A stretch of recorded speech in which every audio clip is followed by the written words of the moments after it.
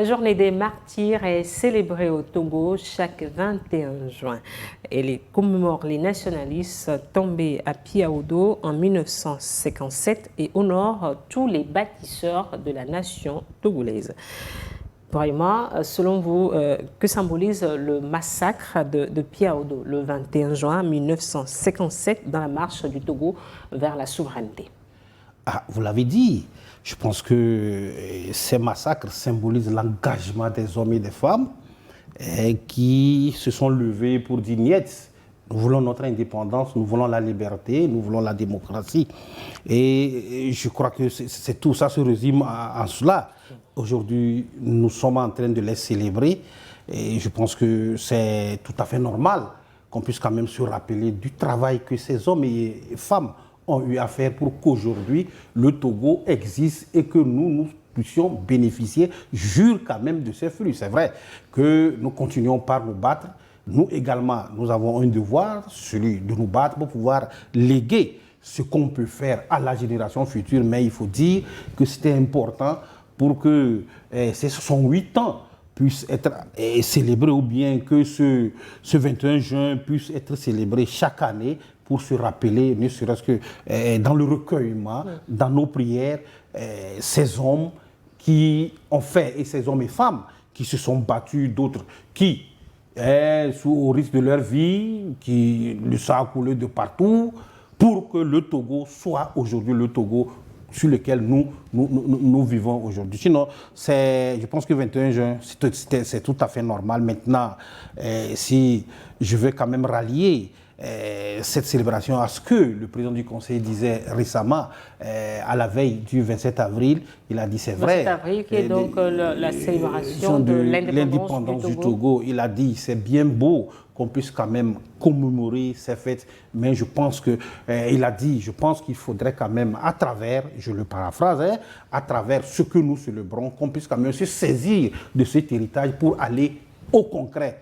Et chaque fois, dans ses discours, il n'a jamais cessé de le dire, il faut qu'on passe au concret, qu'on arrête quand même de pouvoir aller de commémoration en commémoration. Cela ne voudrait pas dire qu'on va oublier ce qui ont fait aujourd'hui le Togo, mais néanmoins, qu'on puisse quand même, à travers cet héritage, passer au concret. Et c'est en cela que, dans l'au-delà, là où ils seront encore fiers de nous parce que nous avons traduit ce qu'ils ont fait comme lutte. On a traduit ça en concret, on a traduit ça en fait réel.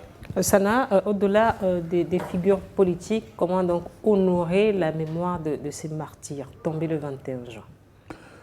Moi, je pense déjà que pour mieux honorer leur mémoire, déjà nos enfants devraient aussi connaître leur nom. Et je pense qu'à ce titre, il y a un sérieux travail sur l'histoire du Togo qui doit être fait, ou bien si c'est en cours, ça doit être accéléré. Parce qu'il y a beaucoup de gens qui ont donné leur vie pour le Togo par le passé, des gens qui le font toujours et actuellement. Qui sont-ils et quelles leçons on peut tirer de leur engagement, de leur courage, de leur héroïsme? Et pour rajouter à ce que Bouraïma vient de dire, non seulement il faut que nos aïeux, ceux-là, soient fiers de nous, mais il faut que nos enfants soient fiers de nous. C'est en cela que nous devons incarner leur combat, incarner leur courage, incarner leur héroïsme. Et donc nous devons nous poser la question, qu'est-ce que nous faisons pour que le Togo soit meilleur, soit de plus en plus meilleur? Est-ce que notre action, nos actes, nos propos enfoncent le Togo ou bien l'élèvent? C'est ça la question philosophique que nous devons nous poser en ce jour, bien en ces moments où nous célébrons les martyrs. Alors, que signifie être un martyr aujourd'hui pour le Togo?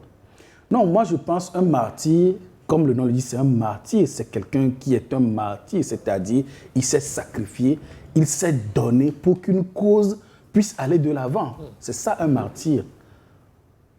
Gabin, que représente le monument aux martyrs pour la jeunesse togolaise d'aujourd'hui?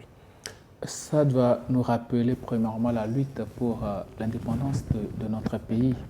Les martyrs de Piaodo le 21 juin 1957, ce sont des gens qui se sont battus et qui ont donné leur sang pour que la République soit libérée. Et moi, particulièrement, cette histoire me rappelle beaucoup de choses parce qu'il y a certains qui ont essayé de tronquer l'histoire de notre pays disant que non, c'est juste une partie qui a lutté pour l'indépendance de notre pays et que peut-être ceux-là qui ont obtenu l'indépendance étaient contre ceux qui sont dans la partie septentrionale du pays. Ça montre à suffisance que c'est faux. La lutte était nationale. Même les dissensions politiques entre les progressistes et les nationalistes n'ont jamais amené ces gens-là à avoir des frictions allant au-delà même de simples idéologies. Et on voit vraiment que après même, c'est vrai 1957, mais après les indépendances, cette fête-là, avec l'arrivée au pouvoir du général Yadema, cette fête a été élargie, pas seulement pour les martyrs de Pierre Odo, mais pour tous ceux-là qui étaient tombés. Bâtisseurs de la nation. On parle maintenant de fête des martyrs et non pas des martyrs de Pierre Odo. Avant, c'était martyrs de Pierre Odo, maintenant, fête des martyrs tout court. Voilà. Maintenant, la fête des martyrs, on la célèbre parce que ce sont les colonialistes qui avaient ôté la vie à nos aïeux là. Mais est-ce que ces aïeux aujourd'hui, qui étaient morts pour une cause, est-ce qu'ils sont fiers de nous là où ils sont? C'est la question que nous devons nous poser. Fiers en quel sens? Fiers de la nation que nous constituons aujourd'hui. Fiers du Togo qu'ils ont laissé et pour l'idéal pour lequel ils étaient morts. Est-ce qu'ils en sont fiers? C'est bien de célébrer, d'aller déposer des gerbes de fleurs. Mais aujourd'hui, on constate la politique togolaise a tué plus que la période coloniale. Il faut le dire. Juste en 2005, le rapport Kofigo a dit des centaines de morts. Et bien avant cette période-là, il y a eu assez de morts. Est-ce que nous ne devons pas réfléchir à créer beaucoup plus de concorde, à laisser les guerres politiciennes? Parce que ce qui constitue le mal du Togo aujourd'hui, c'est la politique. Ces gens-là, nos aïeux-là, n'étaient pas morts pour que la nation se déchire. Ils étaient morts pour que nous puissions ensemble arriver à construire une nation, à développer ce pays et à le faire lors de l'humanité comme les ancêtres l'ont dit. Mais malheureusement, on continue par se verser les sangs entre nous. Et ça, c'est entre nous. Parce que, j'ai précisé, en 1957, c'était beaucoup plus les colons. C'était eux qui avaient tué nos aïeux. Et ça nous a fait mal. Mais, entre nous-mêmes, à cause de la politique, à cause des incompréhensions, on s'entretue et les rapports sont là. On a fait tellement de choses, la CVJR même est passée par là, mais est-ce qu'après ces étapes-là, il n'y a plus de sang qui est versé? Il y a encore du sang qui est versé. Je pense qu'ensemble, cette fête-là doit nous servir prochainement, même avant la fête, à nous asseoir, à discuter véritablement, parce que le Togo a besoin à chaque moment de se remémorer des actes que ces valeureux hommes et femmes-là ont posés en donnant leur vie. Ils pouvaient ne pas sortir. Ils pouvaient rester à la maison et dire que non, ça ne me concerne pas. Mais ils sont quand même sortis. Ils ont donné de leur vie pour que cette nation-là soit libérée des jougs des colons. Et malheureusement, ce qu'on en fait, sincèrement, moi je serais à leur place que je n'en serais même pas fier. Brahima, les martyrs se sont battus donc pour un Togo souverain. Est-ce que la souveraineté politique est aujourd'hui véritablement vécue par tous les citoyens? Non, je ne peux pas dire que c'est véritablement vécu par tous les citoyens, d'autant plus que nous sommes divisés. Aujourd'hui, politiquement, on est divisés. Le Togo n'est pas... C'est vrai qu'il peut y avoir la divergence des points de vue, c'est tout à fait normal, puisque nous avons évolué. Aujourd'hui, on est dans l'ère de la démocratie. 1957, ah oui, aujourd'hui, oui, on est à l'ère de la démocratie et que la démocratie voudrait dire que tout le monde a ses idées, les gens, chacun a ses idées. Mais le fait que nous avons des idées et une divergence ne devrait pas en réalité constituer un problème pour nous, pour qu'on s'entretue, pour qu'on puisse ne pas se retrouver, faire en sorte que ce soit le Togo qui se mette à l'avant. Mais malheureusement, après ces dates, après le combat qu'a eu à mener, ou bien qu'ont eu à mener nos aïeux pour que nous puissions quand même en jurer aujourd'hui, on ne s'est pas totalement servi. C'est pourquoi, je l'ai toujours dit, je m'inscris dans les discours du président du Conseil. Depuis l'année dernière, en 2025, jusqu'à arriver, je pense qu'il a toujours insisté là-dessus. qu'on puisse laisser les paroles, qu'on puisse aller aux actes. Je pense que ça se situe dans ce sens. Maintenant, il faut ajouter à cela le fait qu'on puisse quand même se retrouver, que les gens puissent mettre de l'eau dans leur vin, qu'on puisse se retrouver et se parler sérieusement. C'est vrai, il y a eu des tentatives, le fait de se retrouver, de se parler, et ça n'a pas quand même donné ce qu'on attendait. Mais je pense qu'on ne peut pas s'arrêter là, il faut continuer. On dit souvent que c'est celui qui ne veut pas se développer, qui pense ne pas avoir des difficultés, qui veut aller loin, doit toujours avoir des difficultés. Et dans notre pays, nous voulons aller loin. Et ça, les dirigeants le savent, ils doivent toujours avoir des difficultés. Mais ce n'est pas parce qu'il y a des difficultés qu'on va quand même s'arrêter. On ne va pas continuer par discuter. Et si nous voulons mettre le Togo en avant, en principe, on a discuté, on l'a dit tantôt, par rapport au comportement de l'Union africaine, de certains pays. Si, à notre sein, en interne, nous ne pouvons pas nous retrouver et se dire, revenir sur nos petites erreurs, de part et d'autre, pour se retrouver et savoir que c'est le Togo qu'on doit construire. Mais on ne peut pas aller loin. Vous pensez que ceux qui, aujourd'hui, sont loin, qu'on pense qu'ils sont des pays les plus développés, ils vont nous attendre que nous allons nous développer, arriver à leur niveau et on va continuer par aller ensemble? Non.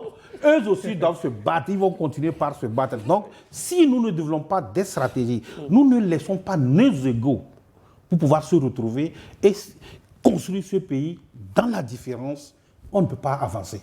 Alors, Sana, quel peut être le rôle des citoyens ordinaires et des activistes dans la sauvegarde des acquis démocratiques en comparaison aux militants du passé?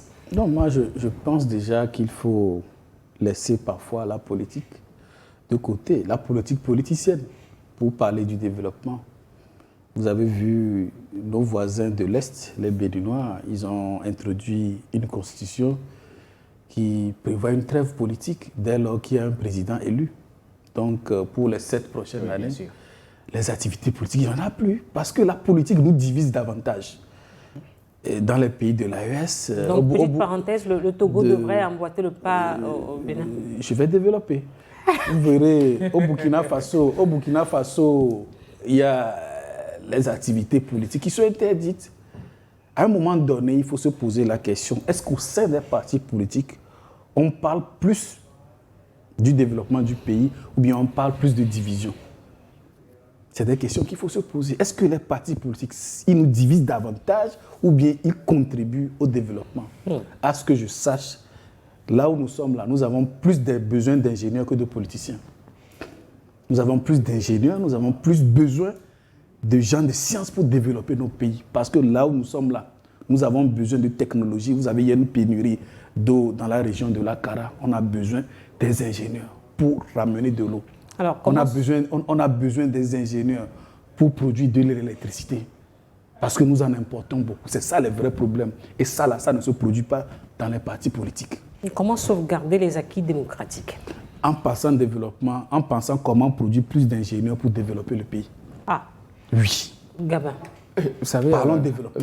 Le Bénin a beaucoup plus résolu son problème politique. Le problème n'est plus lié à qui est à la tête du pays. L'alternance est de mise. Et chez nous, ici, au Togo, on n'est pas arrivé encore à résoudre le problème politique. Tant que le problème politique... voudrait qu'on parle d'abord développement. Ça va être très compliqué. Parce que c'est la politique qui dirige tout. Même si le prix du tomate augmente au marché, les bonnes dames vont dire « Oh, monsieur le président de la République, faites quelque chose là. » Vous voyez un peu. C'est la politique qui déblaye le terrain. Tant que les problèmes politiques vont subsister et que l'alternance ne sera pas de mise et que les problèmes et que les élections constitueront toujours des problèmes à résoudre sur une longue durée. On finit une élection aujourd'hui, bon, tel on envoie des vidéos, tel a bourré les urnes ici, ainsi de suite, et là, on part sur des années de contestation. À quel moment on va penser à développer le pays? Vous voyez le Bénin aujourd'hui, dès qu'on dit, bon, celui-là, il a gagné les élections, tous les adversaires se ruent pour le féliciter. Et la dernière fois, Wadani, bon, tout le monde était venu pour assister à son investiture. Là, il a le terrain déblayé. Même avant, les opposants font campagne. Les résultats ne soient Même avant, les opposants font campagne pour lui. Et puis les opposants savent que, bon, le monsieur là, s'il ne fait pas bien, d'ici 7 ans, nous allons battre campagne contre lui et nous allons gagner les élections. Et là, c'est le peuple qui est souverain, c'est le peuple qui décide. Au Sénégal, pareil. le problème politique est géré et donc la question de venir coûte que coûte au pouvoir par des manifestations. Ici, ce n'est pas réglé, c'est pourquoi les gens pensent que dès qu'il y a un petit sujet, on doit manifester là-dessus, on doit faire des tapages politiques pour que ceux-là qui sont au pouvoir soient fragilisés. Sinon, en réalité, c'est le problème politique qui est géré. Et puis, on sait que, bon, lors des prochaines élections, ça sera transparent et tout, il n'y aura pas de problème. Celui qui va gagner, celui que le peuple aura choisi dans les urnes, c'est lui qu'on va proclamer comme vainqueur de ces élections-là. Ben, les gens vont dire, ils vont juste, le politicien, comment il fait, il prend juste son cahier et puis il commence par énumérer les erreurs que celui-là qui est au pouvoir est en train de commettre en attendant que les élections arrivent. Et là, c'est lors des débats électoraux, c'est lors des campagnes électorales qui expose maintenant les carences de son adversaire qui est au pouvoir. Mais ici, est-ce que c'est possible? Alors quel rôle donc pour les activistes, quel rôle pour les citoyens pour la sauvegarde des acquis démocratiques? Les acquis pour lesquels les martyrs ont donné leur vie. Je pense qu'on doit aller beaucoup plus vers la sensibilisation et surtout le civisme. L'amour de la patrie, le patriotisme doit aussi beaucoup compter.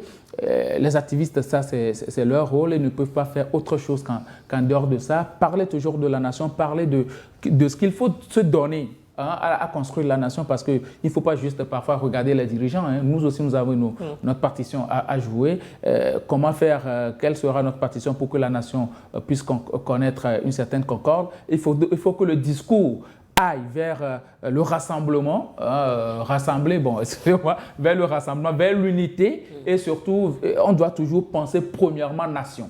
Nation, nation et non moi. Parce que c'est la nation qui reste, même si les individus sont passagers. Donc ça doit être le rôle. Mais après, ce sont les politiques qui jouent les plus grands rôles. Puisque une formation politique n'est pas faite que pour gagner le pouvoir, mais aussi pour former. Former surtout, c'est très important. Quand vous aurez des militants formés, bien aguerris, je pense que vous avez déjà tout gagné. Bourayma, je souhaite réagir sur... Oui, justement, il a dit quelque chose par rapport à la citoyenneté, par rapport à ce que nous devrons faire chacun de nous. Nous sommes en train de faire ce que nous savons faire et ce que nous pouvons faire. C'est de faire des analyses, c'est de dire un certain nombre de choses, de les relever en tant qu'homme de médias. Dans ma presse, dans mes parutions, il faut quand même dire la vérité, ce qu'il en est. Je vais vous poser une question. Est-ce qu'il y a de cela 20 ans, est-ce qu'on peut parler d'activisme? Non, c'est impossible. Non. On ne parlait pas d'activisme. Ça veut dire que nous sommes en train... On parlait de quoi? Non, on parlait d'autres choses. Peut-être il n'y a pas le temps. Vous allez me retirer la parole tout à l'heure. Donc, on ne parlait... Je vous accorde, oui. Ok, d'accord. On ne parlait pas d'activisme. On ne parlait pas d'activisme. Mais aujourd'hui, on parle d'activisme. On parle d'activisme. Et les activistes aujourd'hui arrivent à apporter quelque chose. Ça, je vous le dis, il y a des gens qui dénoncent un certain nombre de faits dans notre pays et les autorités prennent ces dénonciations-là en considération et ils arrivent à trouver des solutions, quitte à ce que ces gens... Les autorités togolaises. Justement, quitte à ce que ces gens puissent le dire dans les règles de l'art, dans la limite de la loi. Et ils sont suivis beaucoup, que ce soit des activistes qui sont pro-gouvernementaux, des activistes qui sont pro-opposition, il y a des activistes qui relèvent un certain nombre de faits et qui amènent les autorités togolaises à se lever et à trouver des solutions. Pour ce faire, je dis bravo, ça veut dire que nous sommes en train d'évoluer et nous devons évoluer dans ce sens. C'est vrai que la politique nous a divisés et moi j'espère que les politiciens également doivent quand même se lever pour voir dans leur sein, au niveau de leur parti politique, qu'est-ce qu'il faut faire. Parce que nous avons mis dans la tête au Togo, et c'est ça notre problème, que quand on est en politique, quand on forme un parti politique, nécessairement c'est pour parvenir au pouvoir. C'est pour critiquer celui qui est au pouvoir et faire tout possible pour parvenir. Alors qu'il y a la citoyenneté en principe qui doit être inculquée aux citoyens. Ça n'a pas été le cas. Mais j'ai vu ces derniers temps, ces dernières années, certains partis politiques tentaient de le faire. Moi, je pense qu'ils sont dans la lancée. Qu'on puisse continuer dans ce sens, mais qu'on n'occulte pas le fait que lorsque notre pays n'est pas stable, lorsque notre pays n'est pas... il n'y a pas la paix, je pense qu'il n'y a pas d'investissement. Le gouvernement est en train de faire sa part. Cela ne nous empêche pas de critiquer là où il faut critiquer. Là où ce n'est pas fait, nous sommes en droit quand même de le dire, mais dans les règles de l'art, dans le respect de la loi. Et c'est aujourd'hui, c'est très bien. Moi, je voudrais chuter là pour dire que les activistes aujourd'hui, sur les réseaux sociaux, moi, je les félicite, surtout ceux qui respectent la loi. Ce n'est pas de sortir pour insulter. Les dirigeants dire qu'ils sont ceci, la tête de tel, la maman. Non, non, ce n'est pas de l'activisme. Ça, c'est ce qu'on appelle de la haine. Et je pense que les autorités également, sur ce point, doivent réagir, prennent les dispositions pour que ces choses-là puissent arrêter. Maintenant, le reste, le fait de dénoncer, le fait de dire qu'il y a tel problème dans telle préfecture, dans telle commune, appeler les autorités, je pense que ça c'est très bon et c'est pourquoi je nous ai posé la question s'il y a 20 ans, il y avait de l'activisme. Ça veut dire que le pays est en train d'évoluer, donc qui ne veut pas évoluer... les défis aussi. Oui, les défis sont là. Qui ne veut pas évoluer n'a pas de problème. Donc, si tu veux évoluer, coûte que coûte, tu dois avoir des problèmes. Et nous sommes fiers que, malgré tout, les dirigeants continuent quand même par poser des actes qui entrent dans le sillage de cette évolution, de ce développement. Alors, Bourahima, la liberté politique chèrement acquise, est-ce qu'elle est compromise par la dépendance économique du Togo? Oui, mais c'est normal. Lorsque vous n'êtes pas indépendant économiquement, ça va être un problème. Aujourd'hui, économiquement, on n'est pas encore indépendant. On continue de se battre. On continue de se battre. Il y a des pesanteurs aujourd'hui. Donc, il faut continuer. Lorsqu'on sera totalement indépendant, et bon, d'ailleurs, je me demande si on va être totalement indépendant économiquement. Je l'ai dit tantôt, vous pensez que qui aujourd'hui tirent les ficelles, ils sont déjà développés, ils vont s'arrêter et se dire que bon, les pays qui sont sous-développés, bien en voie de développement, vous allez arriver à notre niveau, nous allons commencer le développement. Non, ce n'est pas. Ils continueront pas à le dire. D'ailleurs, moi je prends toujours mes exemples sur des vidéos qui circulent, les dires, et ce sont des vidéos qui sont vraies, c'est concret. Les gens ont dit ici que l'Europe ou bien l'Occident ne va jamais accepter que l'Afrique se développe. Et vous l'avez suivi, avec moi, je ne sais pas si vous l'avez suivi. L'Occident ne peut jamais accepter que l'Afrique se développe. Maintenant, c'est à nous de chercher les idées, les stratégies, comment faire pour se développer comme les Chinois l'ont fait, malgré leur situation d'il y a un temps et aujourd'hui, ils sont la deuxième, pour ne pas dire la première puissance du monde. Donc on peut le faire si vraiment on laisse de côté nos égos pour pouvoir aller à l'essentiel. L'essentiel, c'est le Togo et se dire que malgré nos divergences de point de vue, on peut quand même aller de l'avant. Sana, je vous pose la même question. Est-ce que la liberté politique chèrement acquise par les martyrs est compromise aujourd'hui par les dettes extérieures? Forcément, parce qu'aujourd'hui, pour faire du Togo, c'est-à-dire pour faire du développement, on a besoin de ressources.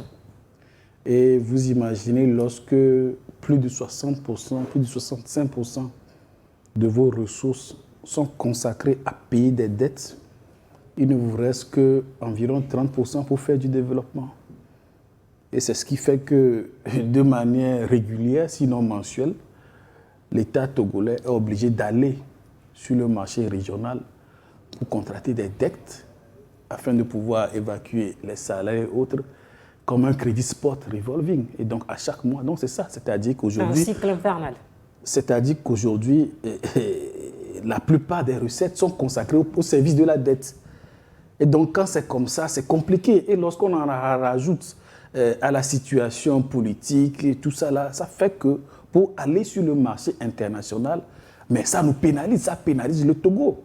C'est vrai, on s'amuse à comparer le Togo à certains pays voisins, mais on n'a même pas les mêmes situations. Nos voisins, quand ils arrivent à mobiliser des milliards sur les marchés internationaux, ce n'est pas, c'est parfois 1%, 2% de choses, hein. Mais nous, à cause de notre situation, on peut aller jusqu'à 6, 7, je dis n'importe quoi. C'est des ordres de grandeur que je dis. Donc ça veut dire que nous avons vraiment des défis sur lesquels nous devons être conscients. Si nous amusons à rendre la situation sociale explosive, il faut savoir que nous en payons le prix. Nous avons été pendant plus de 15 ans sous sanction. Oui. Sous sanction. Pendant ce temps, des pays ne l'ont pas été. Et aujourd'hui, nous nous amusons à les comparer. Oui, nous en payons le prix aujourd'hui. Il y a Feu Gnassingbé et il y a Dema qui disaient que si nous ne faisons pas attention, nous allons reculer de 100 ans en arrière. Pendant ces 16 ans où il n'y a pas eu de financement extérieur, les bailleurs de fonds ont refusé, d'autres avançaient. Et aujourd'hui, on s'amuse à comparer leurs infrastructures aux nôtres. Donc, ça veut dire qu'il doit y avoir une certaine prise de conscience. Donc, oui, notre situation de dépendance occasionne beaucoup de choses. Et dont nous devons être conscients des propos que nous tenons, des actes que nous faisons. Alors, Gaba, face aux défis actuels, développement, justice sociale, paix, quel combat donc s'inscrivent dans la continuité des idéaux défendus par les martyrs? Protéger, rassembler, transformer. Hein? Oui. C'est un peu cela. Parce qu'ensemble, nous devons aller vers l'unicité d'action et chacun à son niveau doit faire en sorte que ce pays-là connaisse un essor. Nous devons aujourd'hui, nous faisons face à l'extrémisme violent, au terrorisme. Chacun doit être le gardien de son prochain et surtout constituer la sentinelle de l'État. Et aussi, en matière d'industrialisation, je pense que nous devons beaucoup plus innover.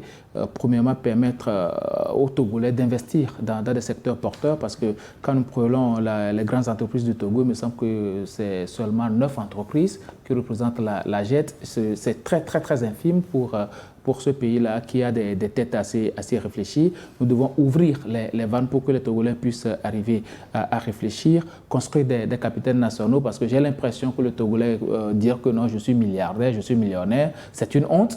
Hein, le Togolais même a honte de dire que non, j'ai de l'argent. Le Togolais fait preuve d'humilité. Voilà, donc déjà nous devons arriver à construire des modèles pour la jeunesse qui arrive, parce que de vrais modèles, hein, des gens qui ont travaillé dur pour arriver au sommet, nous devons constituer cela et les célébrer le plus. Et en dehors de cela, je pense que bon, l'éducation, depuis la maison et même à l'école, ça doit faire en sorte que, parce que nous sommes en train de perdre nos valeurs.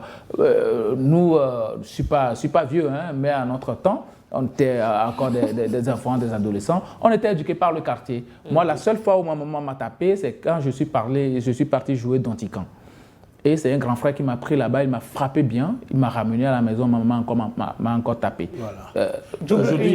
Double punition. Donc déjà, on était éduqués par la société. Au marché de Boissy, là-bas, quand ta maman t'envoie, tu es en train de jouer un ballon dans le marché et tout, ben, la dame, elle te pointe, te tire les oreilles, elle t'amène à la maison, ton fils a fait ci, je lui ai tiré les oreilles et tout. Mais aujourd'hui, est-ce que ça existe encore? Donc, nous devons revenir aux bases de notre éducation, inculquer de véritables valeurs à nos enfants et leur montrer des modèles à suivre. Le modèle, ce n'est pas seulement celui qui a l'argent, peu importe les moyens qu'il a employés. Le modèle, c'est celui qui s'est construit, qui s'est bataillé très, très, très dur pour arriver à construire quelque chose. C'est la fin de Regard Croisé aujourd'hui. Vous avez quelques mots à laisser avant qu'on ne se sépare, quelques secondes. Non, moi je n'ai pas trop de choses à dire si ce n'est pas dire que le Togo, oui, ce n'est pas dire que le Togo, après tout, c'est notre patrimoine. Faisons en sorte qu'il soit là, surtout la stabilité que nous avons aujourd'hui, le calme que nous avons aujourd'hui, que ce calme puisse régner, mais cela n'occulte pas qu'on ait quand même des points de vue divergents pour qu'on puisse construire le Togo. Moi, j'aimerais parler un peu des effets sur la population de lorsqu'on organise les sommets au Togo, parce qu'il y a certains qui rêvent ça. Parfois, j'ai une expérience à partager la dernière fois. J'ai accompagné une délégation jusqu'à son départ et à un moment donné, ils ont voulu qu'on leur couse des costumes. Et vous pouvez imaginer, de la délégation, ils en ont commandé pour environ 600 000 auprès d'un tailleur. Wow. Ça, c'est un exemple concret. Un tailleur togolais, je l'ai vécu. Et ils ont payé la moitié. Quand il va envoyer ça par avion, ils vont le solde. Donc ça veut dire que c'est des choses, c'est des gens qui viennent dépenser, consommer dans le pays. Donc ne nous amusons pas à railler lorsqu'on organise des sommets. Merci. Bon, j'aimerais juste féliciter les commentateurs de New World TV qui font du très bon boulot. On ne saurait pas que ce sont des Togolais et tout, mais ça prouve à suffisance que nous avons du talent. Et il faut vraiment, vraiment faire en sorte que ces talents-là puissent éclore aux yeux du monde entier. New World est en train de faire cela. Félicitations à ces jeunes commentateurs qui font du très bon boulot. Félicitations à la présentatrice également. Hein? Non, l'autre, c'est un autre niveau. Yabé Adjao est juriste, Sana VUL Sadio et tout, et journaliste, analyste politique. Bouraïma Tchaboré, directeur de publication Le Messager. Merci à vous trois d'être passés sur ce plateau. Merci également à vous qui êtes restés à notre compagnie. À très bientôt sur votre chaîne.